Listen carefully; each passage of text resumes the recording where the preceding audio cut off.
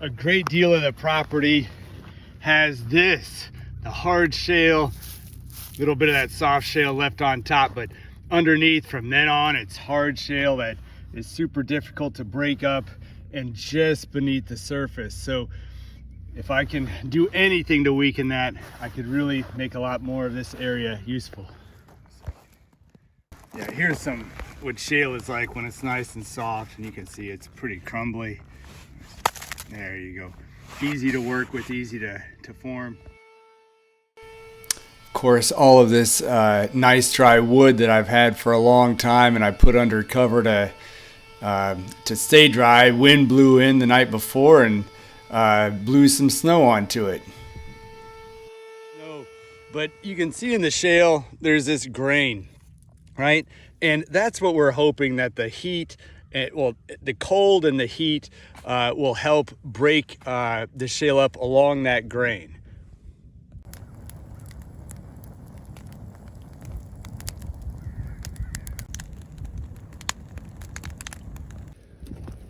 All right, here I've kind of pulled it away. We can see, some of it's come off and there's cracks in there. I don't know how well you can see that, but it's working. It's taken a while and it's little by little, but my hope is also that a lot of this heat and weakening is going further back into it. It still has plenty of fuel left. I'll also be putting lines of coals in other places to see if that heat can help break it up.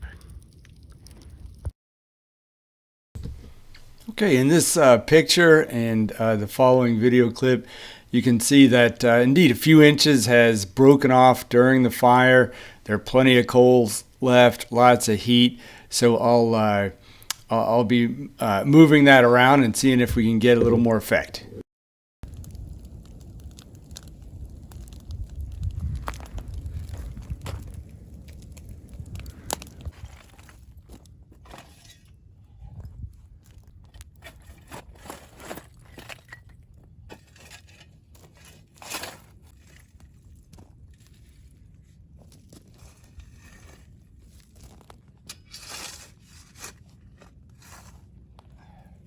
Okay, we're at the end of the day. I've taken the coals that were left and I've put them on top here, and then I've covered them with whatever ash I had. It'd be better to have all ash, but I don't have enough. Some soil that will dry off soon, and shale, just because that's what's in this soil. Idea being, we don't want all the hot coals to just burn down to ash. We want them to keep giving off their heat. We want to insulate them so the heat doesn't go too much in the atmosphere. As much as possible goes into the shale. We'll leave it like that. Here's the other side where we actually had a bigger fire. Same idea. This is where I pried off a lot of the shale. But up on top, I took the coals from here, put them up here, covered them. They're gonna smolder. And again, hopefully they'll put some heat into there and we'll see if that weakens the shale.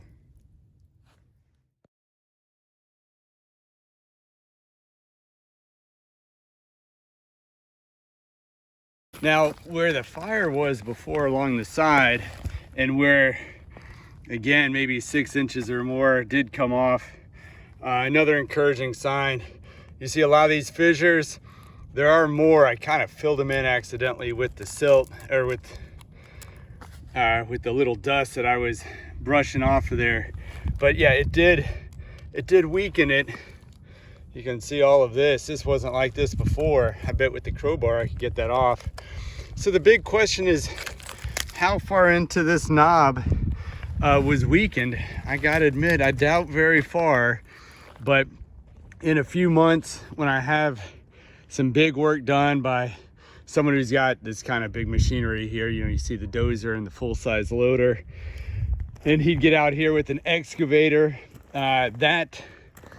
that'll go to work on this, and maybe even a breaker as well. And I'll ask him, okay, is this part that I did this little experiment on, is it softer and weaker, easier to get through than other parts of the shale? In fact, over there too, that I didn't do anything to. And here's the other side where I had a fire too. Yep, it broke up some. You know, you can see that it took it in a fair amount, but again, the question of, did it really weaken much of that knob? I kind of doubt it, but if there's more to report on it later, I'll do a little video about it.